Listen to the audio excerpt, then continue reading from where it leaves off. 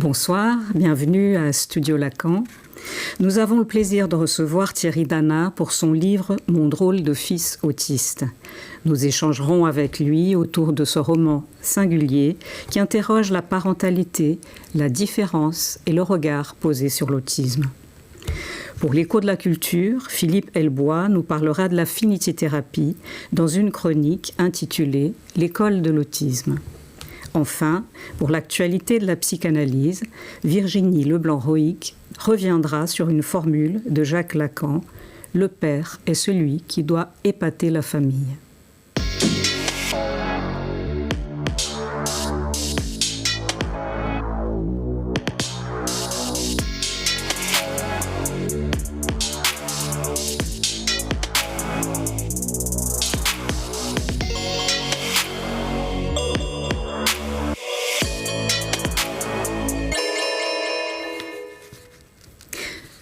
Bonjour Thierry Dana.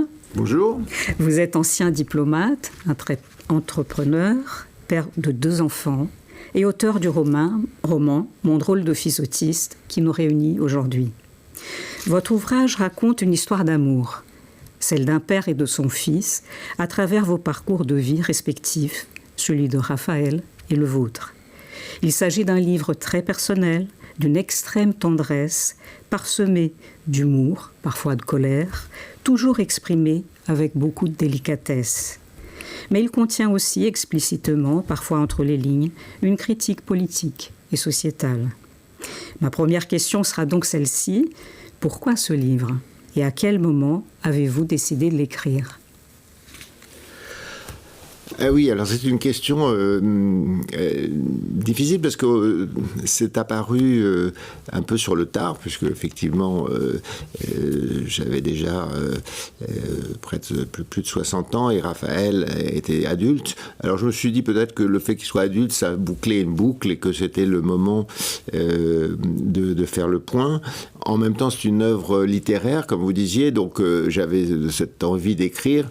Et quand on commence à écrire si tard, on va prendre un sujet qui vous tient à cœur, si je puis dire, qui est vraiment qui vous motive et qui sort du fond du cœur. Et donc c'était le sujet qui m'a semblé le plus évident.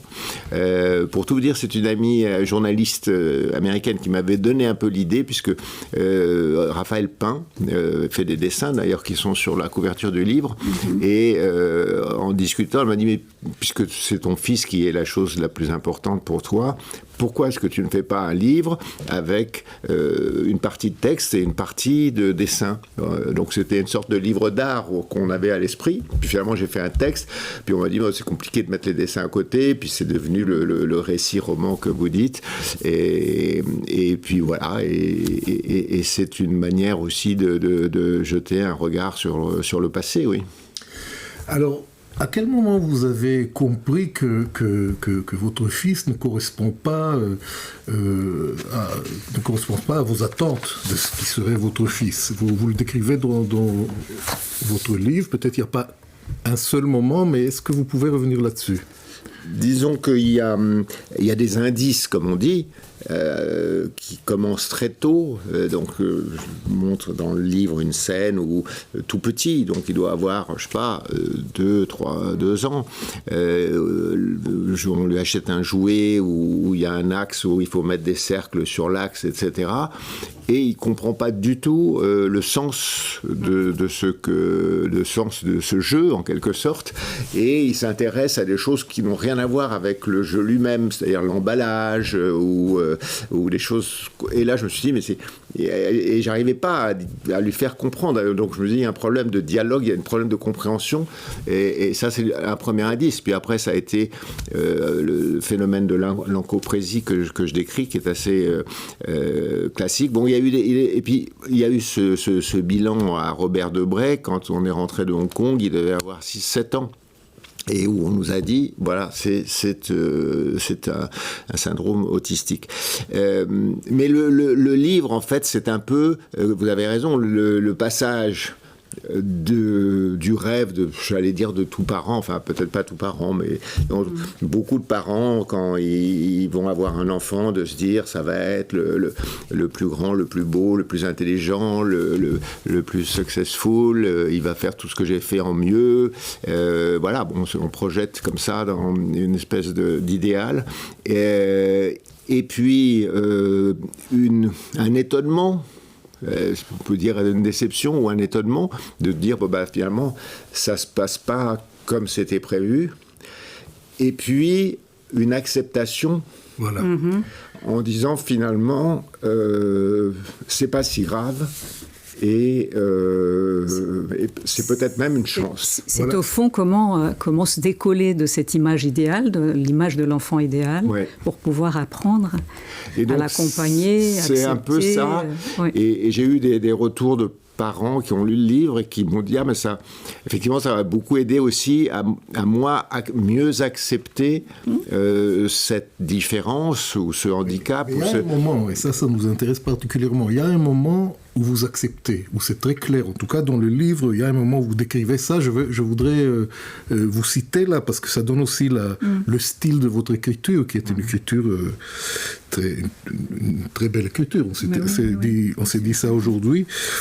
Voilà, tels des passagers tombés du bord qui voient avec désespoir s'éloigner le navire sur lequel ils festoyaient l'instant avant, je vis s'effacer le profil du jeune homme brillant au firmament de la réussite que j'avais imaginé pour Raphaël à sa naissance.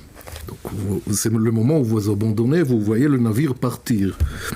Et après avoir tant rêvé d'un avenir prometteur pour lui, je me rabattis sur une ambition plus modeste, qu'il puisse vivre une vie normale. Donc c'est vraiment le moment, me semble-t-il, le moment où vous abandonnez le navire, ce navire-là, pour choisir peut-être un autre. Oui. Et surtout le moment où je me dis l'important, c'est pas de réaliser les rêves que l'on a pour son enfant ou pour ses enfants, mais d'accepter que la seule chose qui compte, c'est qu'eux soient heureux. Finalement, vous dites quelque chose d'essentiel. Enfin, je pense que tout parent... Oui, c'est pas très original. Tout parent passe par là, mais vous le dites à partir de la singularité de ce que vous avez vécu avec votre fils. Et je trouve ça vraiment passionnant. Parce que, enfin, on peut dire que quand Guil, tu dis on laisse partir le navire, et tant mieux, parce que c'est le navire d'un enfant qu'on idéalise, sur qui on projette de tas de choses. Et puis donc, je pense que c'est tout un trajet de pouvoir se dire que cet enfant est un sujet à part entière, qu'il va falloir respecter ses choix, qu'il va falloir l'accompagner dans la vie. Et puis surtout, ça amène et je pense que c'est vrai au-delà des parents, c'est vrai un peu pour toute la société, ça amène à s'interroger sur la différence. Et ça, c'est une chance, parce que ça vous oblige à sortir des cadres préconçus, etc. Parce que l'intelligence des autistes, bon, il y a plein de handicaps dans la vie, des handicaps physiques, des handicaps mentaux, il y en a plein. L'autisme, c'est quand même quelque chose à part. Même s'il est catégorisé comme handicap au titre administratif du terme, c'est une différence, c'est une autre intelligence. Alors, mais c'est une intelligence incroyable. Et donc ça, c'est tout à fait merveilleux de côtoyer cette intelligence. C'est comme si vous habitez avec un poète, quoi, qui voit les choses à travers un prisme différent. Mais pourquoi se dire que son prisme est meilleur que le sien ?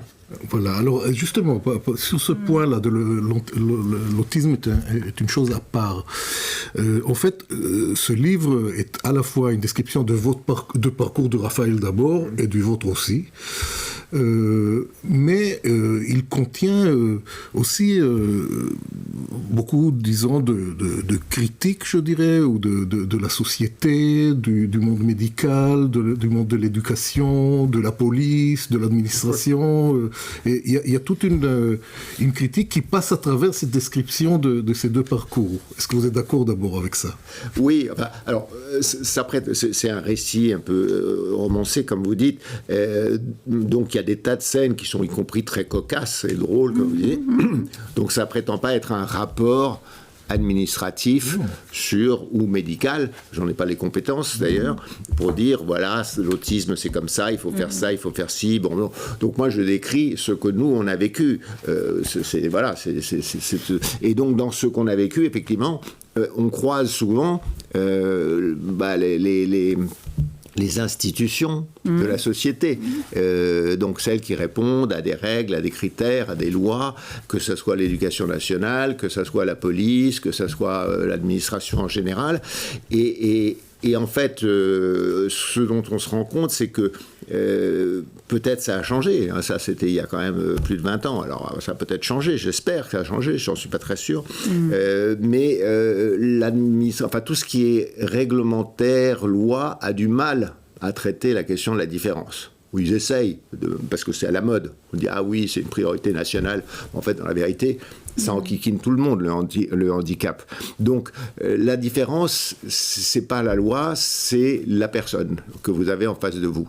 Et donc là, donc c'est l'humanité dont elle va pouvoir faire preuve. Et ça, c'est pas une question de diplôme, d'éducation, de loi, c'est une question de personne. Et en même temps, on a l'impression que cette chose à part qui est l'autisme, parce que vous dites qu'elle interprète notre société telle qu'elle est aujourd'hui. C'est ce que Freud a appelé le malaise dans la civilisation contemporaine. Elle nous dit quelque chose sur notre temps. L'autisme en général. L'autisme, parce que ça amène à s'interroger, je dirais en creux, sur la normalité. Finalement, c'est-à-dire, ce qui est perturbant pour les autres dans l'autisme, c'est que c'est une forme d'intelligence. Je dirais, vous avez un handicap physique, c'est catastrophique. Quelqu'un, il lui manque les jambes, c'est horrible. Il va falloir prévoir des rampes pour pouvoir accéder en voiture, en chaise roulante, tout ça. Je dirais, c'est mécanique, c'est horrible dans la vie quotidienne. C'est très très, très lourd, hein, je veux pas dire. Mais tandis que l'autisme, c'est une intelligence différente, donc ça amène à se dire, mais qui est-ce qui a la bonne clé? C'est lui ou c'est moi? Est-ce que et donc c'est très perturbant pour les autres parce que ça les interroge toujours sur le thème est-ce que c'est nous qui avons raison en fait? Oui. Et alors, il y a aussi une comparaison que vous faites avec d'autres cultures. Par exemple, vous racontez qu'au Sénégal, vous y êtes allé pour des vacances à Noël, et puis il y a un patron d'un restaurant qui vous dit ne vous inquiétez pas, chez nous, on dit que c'est les dieux qui parlent de la bouche de ses enfants. Et donc, on a l'impression qu'il y a peut-être d'autres sociétés dans lesquelles ces genres d'enfants sont intégrés d'une façon traditionnelle. Il y a aussi une façon traditionnelle qui n'est pas moins, peut-être même plus efficace que chez nous, que la santé mentale. Oui, vous évoquez aussi les traditions et les cultures asiatiques, en fait, et le fait de prendre l'autre tel qu'il est. Hein, sans tenter de comprendre, de déchiffrer, d'essayer de le normaliser, mais surtout dans quelque chose qui passe par accepter la personne et qu'elle est intégrée au sein de la société telle qu'elle est. Et ça me fait penser aussi à un autre passage où vous dites que vous avez toujours fait en sorte que cette différence-là soit absorbée au sein de la famille sans qu'il y ait de grandes distinctions, par exemple, entre vos deux enfants. Et je trouvais ça, j'étais très sensible à cette phrase, c'est que le fait de marquer la différence, on commence par marquer la différence, on va vers une sorte de ségrégation et on finit par aboutir à l'exclusion. Oui, tout à fait. Si vous pouvez dire un mot de ça. Oui, alors c'est un peu deux aspects, mais sur la famille, c'est vrai, on n'a jamais, ni pour lui, ni pour sa sœur, on n'a jamais,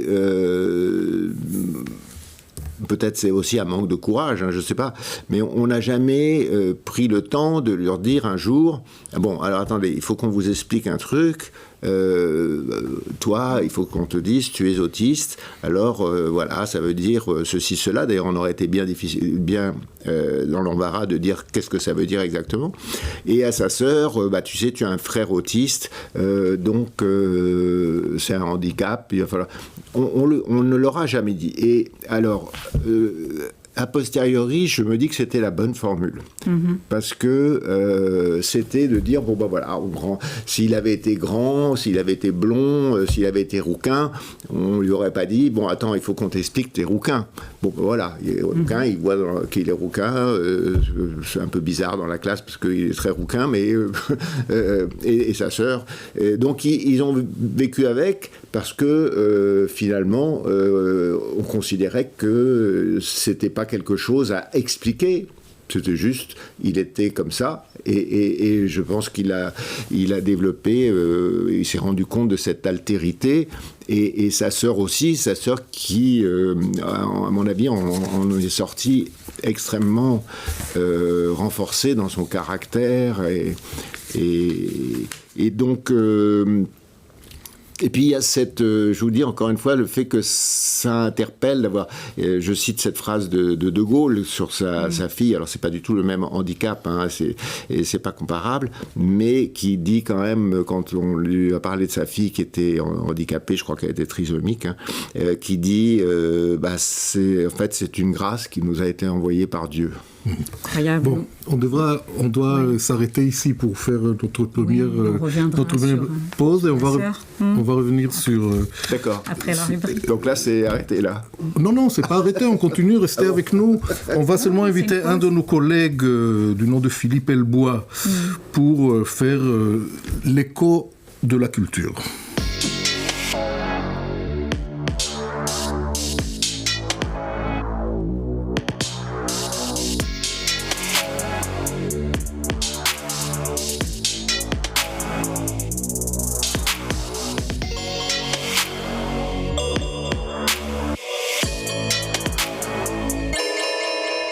Philippe Elbois, bonjour. Bonjour. Vous êtes psychanalyste, membre de l'ECF, très connu à Studio Lacan pour beaucoup de choses que vous faites dans le cadre de cette émission. L'école de l'autisme, c'est votre titre d'aujourd'hui. Oui, c'est le titre d'aujourd'hui pour parler donc d'une vie animée de Ron Suskind, livre qui est célèbre, paru en 2014, republié en 2017, enfin traduit en 2017. C'est un livre qui montre comment une famille américaine de la côte Est, père, mère et frère aîné, comment cette famille se mit littéralement à l'école du cadet autiste, Owen, pour tenter de briser l'isolement de celui-ci. Cette famille sort de l'ordinaire, pour plusieurs raisons. Le père, tout d'abord, tient la plume et sait écrire. C'est un journaliste de haut vol au Wall Street Journal et au Washington Post. Et toute cette famille considère que le savoir utile est du côté de l'enfant autiste et non pas du leur. Et leur question a été de savoir, de trouver comment faire, et non pas d'imposer ce qu'ils pensaient déjà savoir. C'est dire qu'ils ne tombèrent pas dans le travers scientiste habituel, rééducatif et psychologique. Et le résultat, c'est un livre qui se lit sans effort, chose rare. Qu'apprennent-ils ? Rien de moins que la langue de leur fils. Langue très singulière parce qu'elle est faite des dialogues des films du studio Disney, comme La Petite Sirène, La Belle et la Bête, Aladdin, Les 101 Dalmatiens, etc. D'où le titre du livre, Une vie animée. Encore fallait-il qu'ils se soient avisés que leur fils de 5 ans vivait exclusivement dans ce monde-là. Alors que, jusqu'alors, cet enfant ne disait qu'un seul mot, peu compréhensible. Tellement peu compréhensible d'ailleurs qu'ils l'ont d'abord entendu comme Joyce, ou Joyce or Voice.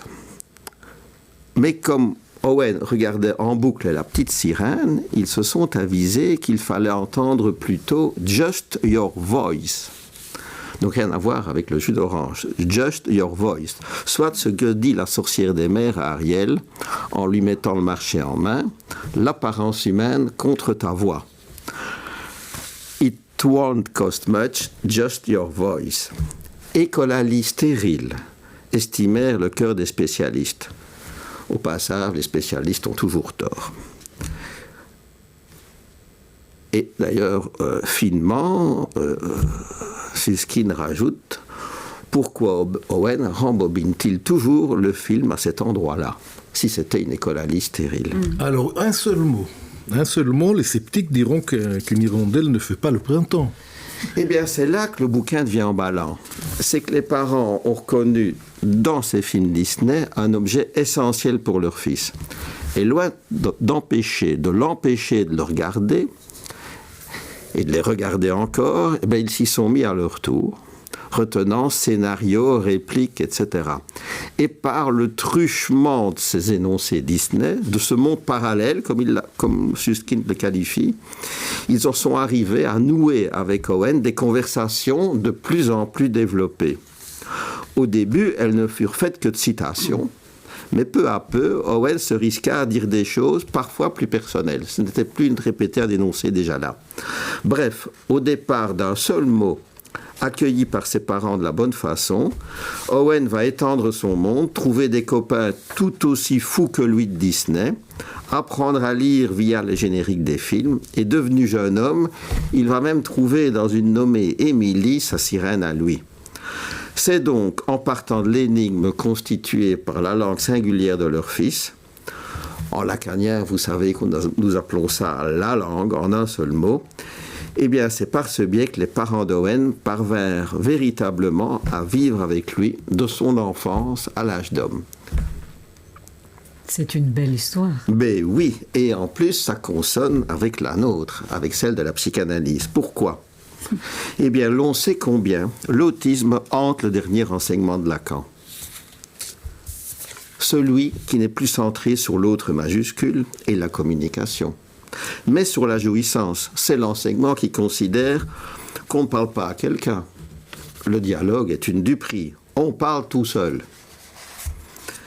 Ce qui fait que l'autisme est à entendre en plus d'un seul sens, mais sur un plan structural, l'autisme est l'état natif de tout sujet. Par conséquent, il n'y a qu'une seule voie pour ne pas le laisser irrémédiablement seul, eh bien c'est apprendre sa langue à lui sans lui imposer la nôtre. Voilà. Merci Philippe. Thierry Danan, nous allons continuer la discussion avec vous. Nous étions avec, nous étions avec la sœur, oui. Avec la question de la sœur de Constance, la sœur de Raphaël, qui au fait, elle est née, il fallait pas, personne ne lui a appris ce que c'est l'autisme, comme vous avez dit, elle est née dans le monde où l'autisme était déjà là dans la famille. Oui. Oui. Bah oui, parce qu'ils ont 2 ans de différence. Lorsqu'elle est née, on ne savait pas, puisqu'on a eu ce diagnostic où on commençait à pouvoir mettre un nom sur ces troubles qu'on avait identifiés, mais qu'on n'avait pas nommés, vers 6-7 ans. Donc là, elle avait 4 ans.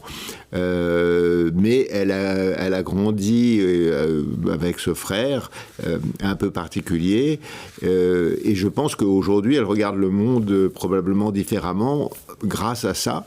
Mais quand je dis différemment... Vous le décrivez comme un ange gardien. Oui, parce qu'elle s'est sentie comme... Elle a un instinct, on va dire, maternel, ou elle s'est sentie, pas en charge, mais il y a cette scène que je décris qui est assez touchante, où elle a elle a 5 ans, on revenait de Hong Kong. À l'équitation. On a 7 à l'équitation, où il n'arrive pas à mettre, parce qu'il y a des problèmes de psychomotricité aussi, à mettre la selle dans le bon ordre sur le poney, que ça se casse la figure dans tous les sens. Généralement, on était toujours à côté pour l'aider, mais là, il n'y avait personne, donc le truc se cassait la figure tout le temps. Puis tout d'un coup, n'y arrivant pas, il pousse un cri, un hurlement de désespoir, en quelque sorte, dans ce petit manège. Ça a résonné, je me souviens encore. Et elle, qui était tout bout de chou à 5 ans, en train d'équiper son propre poney, lâche et va le trouver pour l'aider. Et surtout, elle lui dit « Mais Raphaël, je t'ai dit, quand tu as un problème, tu m'appelles ». C'est formidable. D'autant plus que vous expliquez que sur le moment, vous étiez là à vous interroger. Qu'est-ce qui l'aurait amené à faire cette crise ? Est-ce que je l'ai trop grondé ? Est-ce qu'on attend trop de lui ? Alors que votre fille, sans état d'âme, elle vient spontanément elle règle le problème. Et elle lui dit ça. Bon, si tu as un souci, viens me voir. Voilà. Ouais. En plus, elle a trouvé une solution pour le moment où Raphaël disparaît, où vous le perdez. Aussi.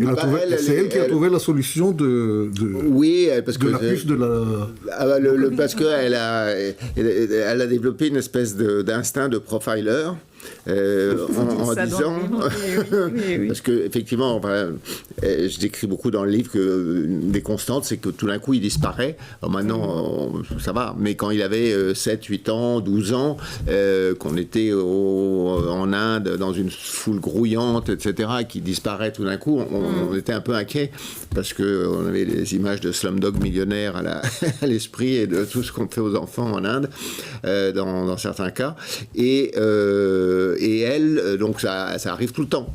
Et elle prend les choses très rationnellement. Elle dit, ah oui, alors on est passé devant le magasin de glace là-bas, je sais qu'il a regardé ça, donc je pense qu'il a dû retourner vers là-bas. Ou on est passé devant un magasin de petites voitures, donc il a dû regarder. Et effectivement, on le retrouvait souvent grâce à ça. Et puis après, elle a dit, on va lui mettre une puce dans le téléphone, comme ça on aura une géolocalisation. Mais elle prend les choses de manière très... à cœur, mais avec beaucoup de rationalité et elle décompose les problèmes pour trouver une solution. Et vous dites que quelque part ça lui a permis de se forger je pense. Une force de caractère impressionnante. Je pense. C'est les mots, voilà, c'est ça. C'est une grande sensibilité et une force de caractère. Les deux à la fois. Ouais. C'est-à-dire effectivement une grande sensibilité à tout ce qui est l'autre, la différence, pas la faiblesse, mais enfin parfois la difficulté à faire des choses qu'elle exprime à l'égard de quiconque, et une très grande force de caractère parce que elle a aussi constaté que tout le monde n'appréhende pas la différence avec la même générosité, on va dire. C'est pour ça que vous citiez tout à l'heure l'Afrique, mais bon, parce qu'il y a une espèce de spontanéité, je pense, peut-être dans d'autres pays, mais dans les cultures africaines, qui font que effectivement, bon, chacun est comme il est, et il y a des dialogues improbables qui se sont établis beaucoup plus qu'avec dans nos pays où c'est très formaté, etc. Alors, le parcours de Raphaël que vous décrivez commence par vous avez évoqué le coprésie, par des difficultés à se débrouiller avec son corps, disons. Oui. Il commence par ça, et puis... il y a tout un développement. Aujourd'hui, il a une activité... Enfin, je ne sais pas aujourd'hui, mais à un moment donné, il a une activité professionnelle de serveur, même si c'est dans le Café Joyeux, toujours, mais il a toujours... Pas au Café Joyeux. Parce que pas au Café Joyeux, oui. Parce que là, vous expliquez ça. On apprend ça de vous. Et puis, il y a le dessin. Il apprend, notamment au Japon. Il fait une rencontre avec une professeure de dessin japonaise. Quand vous êtes ambassadeur de France au Japon, en même moment. Et puis, disons, au bout de ce parcours, ce qui se présente à l'horizon, c'est les relations possibles avec une femme. Il y a deux moments où vous proposez, que vous décrivez. Un moment où vous lui proposez, c'est un moment assez mignon, cocasse, un peu drôle quand il vous dit oui, il y a une femme qui m'aime bien et que j'aime beaucoup, et vous essayez d'organiser peut-être un café ensemble et vous découvrez que finalement cette femme est une éducatrice, une des éducatrices qui s'occupe de lui, quelque chose comme ça. Et donc ça ne marche pas, mais après il y a Justine. Alors Justine, on comprend c'est une fille autiste comme lui, qu'il a rencontrée dans un camp de vacances. Il y a un lien qui commence, et vous faites une promesse à la fin du livre: je vous tiendrai au courant. Alors est-ce que vous pouvez nous tenir au courant où est-ce que ça en est? Non, alors c'est un livre, un peu un roman, comme j'ai dit. Donc il faut une fin, fin qui s'ouvre et pas qui se ferme. Donc c'est un peu le sens de cette fin.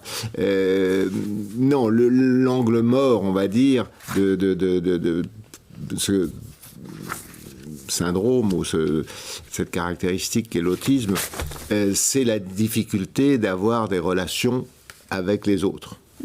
Que ça soit amicale ou amoureuse, a fortiori. Et donc on a toujours essayé, et aujourd'hui encore, de développer ces relations, et de manière un peu peut-être bête. On se dit on va essayer de trouver un autre autiste pour développer ces relations, mais je ne suis pas sûr que c'est ça qui l'intéresse. et donc j'ai essayé, je vais revenir à votre question sur Justine, qui ne s'appelle pas Justine, la vérité d'ailleurs, mais j'ai changé le prénom. À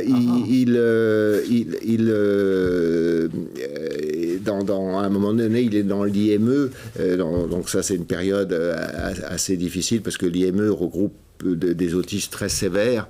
Pendant 2 ans, il est dans cette IME, il est adolescent, et je lui dis, ça serait bien d'inviter un de tes camarades, celui que tu trouves le plus sympathique, on peut aller, je sais pas quoi, au cinéma ensemble, ou à la campagne, etc.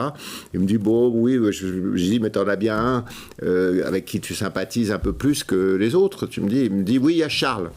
Je lui dis, c'est très bien, Charles, je vais prendre contact avec ses parents, on va organiser ça. Et c'est qui, Charles? Et il me dit, c'est celui qui parle. Oui, incroyable. Il est le seul. Et il était le seul qui parle dans ce mis groupe. à part. Et donc, et pour la jeune fille, alors, effectivement, il va dans un camp de vacances, et à son retour, à un moment donné, lui qui dit jamais rien, il dit à sa mère, genre une semaine après, j'étais à côté de Justine, je lui ai pris la main à table. Alors, on tombe des nues, parce qu'il n'a jamais fait un geste de ce genre. Et donc on lui dit, mais et ça te plairait de revoir Justine et tout? Il me dit, oui. Alors, du coup, il a écrit une lettre qu'on a envoyée, qui a mis un certain temps à parvenir, parce que le camp de vacances voulait pas donner l'adresse, ils ont dû la retransmettre et tout. On s'est dit, c'est foutu, ça s'est perdu quelque part. Et puis un jour, genre 1 mois et demi après, on reçoit une réponse de Justine, très touchante, aussi enflammée, des gens avec des cœurs partout, etc. Et on se dit, on va organiser une rencontre. Et alors, on organise cette rencontre. Alors, elle a pas les mêmes, elle va être autiste, mais n'a pas les mêmes troubles. Chacun est différent. Hein. Oui. Donc, elle a moins de troubles parasitaires que lui, mais elle est peut-être plus sévèrement autiste que lui. Et donc, elle ne peut se déplacer qu'avec un éducateur, etc. Elle sera des heures. Donc, c'est un peu compliqué à organiser. Finit par organiser cette rencontre, et donc il y avait lui, Justine, sa mère et sa sœur qui étaient venues. Moi j'étais en voyage, je ne pouvais pas venir, et puis l'éducateur. Et en fait, les deux parlaient avec ceux qui les avaient... Ils ne parlaient pas entre eux, quoi. Ils étaient là, Et c'était tellement compliqué et lourd. Mais on a ce réflexe de dire, puisqu'ils sont autistes, il faut qu'ils fréquentent d'autres autistes. Oui. Mais c'est un peu bête comme réflexe, parce qu'ils préfèrent, en fait, les relations avec les gens la question, de tous les jours. Pourquoi pas avec Émilie, là, oui, là, l'autre, l'encadrant. Je me dis, c'est un passage un peu utopique, où je dis, mais finalement... il a un rapport à la parole, en fait. Et surtout, on dit, puisqu'il est différent, il faut être avec quelqu'un d'autre de différent. Ouais. Et donc, vous multipliez la difficulté au carré.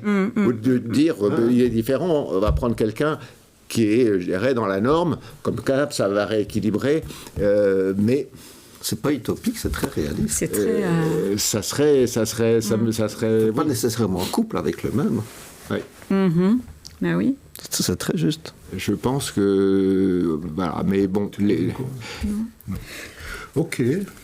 Je pense on est arrivé, le temps, enfin, selon le chronomètre, on est arrivé à la fin de notre entretien avec Thierry Danam. On vous demande de rester avec nous quand même. Avec plaisir. Et on va maintenant écouter notre collègue Virginie Leblanc-Roïc qui va nous parler d'un aphorisme de Lacan, le père est celui qui épate.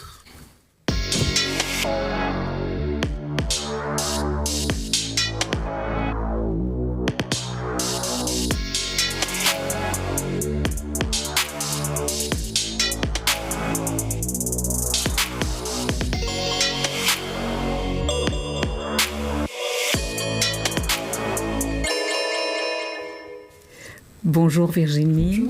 Virginie Leblanc-Roïc, qui est donc psychanalyste, membre de l'école de la cause freudienne.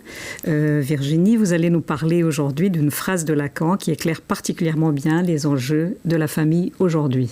Voilà, tout à fait. C'est une phrase de Lacan qu'il a prononcée lors de son séminaire en 72. Vous pouvez la trouver à la page 208 d'Oupire, telle qu'éditée par Jacques-Alain Miller, et je vais vous la lire.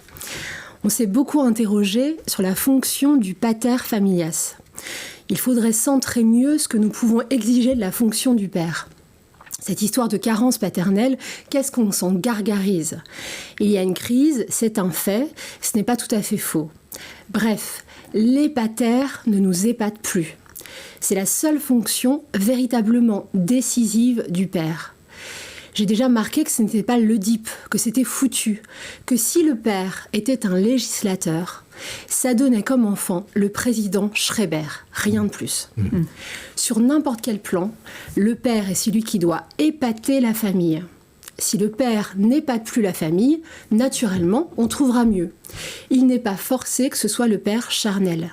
Il y en a toujours un qui épatera la famille. Il y en aura d'autres qui l'épateront.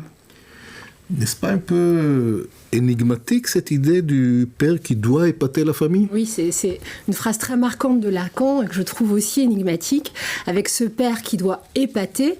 Et ce qui est intéressant, c'est qu'elle permet de revenir sur un débat déjà ancien et houleux autour de la figure du père et de sa fonction dans la psychanalyse.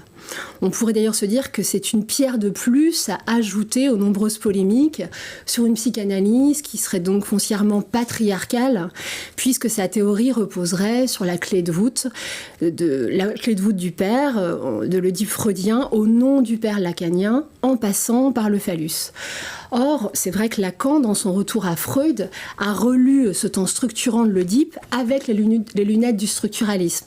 Mais en fait, très vite, dès son 6e séminaire, c'est-à-dire dès 1958, donc, il ne va avoir de cesse que de marteler que cette opération langagière du nom du père permet bien au petit homme de s'inscrire dans ce qu'il appelle les grands routes de la sexuation, mais c'est un opérateur qui n'est en rien opérant pour dire le plus intime de ce qui fait la jouissance d'un sujet. Donc on pourrait dire que c'est une première version de cet épater qui n'épate plus, avec ce beau jeu de mots de Lacan. Le père a perdu de sa superbe. Il n'a en rien le mot ultime sur ce qui anime le plus singulier de ses enfants, qui gagne donc ses enfants à ne plus être ce troupeau d'esclaves, le mot est de Lacan, qui composait la famille antique, qu'on appelait la famille agnatique, donc le pater familias à la tête de cette famille troupeau d'esclaves. On entend que nous sommes en effet bien loin aujourd'hui de cette figure du père à la tête d'une grande famille. De nos jours, on observe plutôt des formes de famille nucléaire, monoparentale. C'est souvent une mère seule qui élève ses enfants. Oui, en effet. Et d'ailleurs, à l'envers des réserves que certains historiens ou sociologues, on peut entendre ça, que ces réserves que ces chercheurs formulent à l'égard de la théorie analytique qui détacherait l'inconscient de l'histoire, l'Oedipe dépend d'un contexte historique, d'un contexte de discours. C'est ce que Lacan appelle les conditions de la famille dans les complexes familiaux.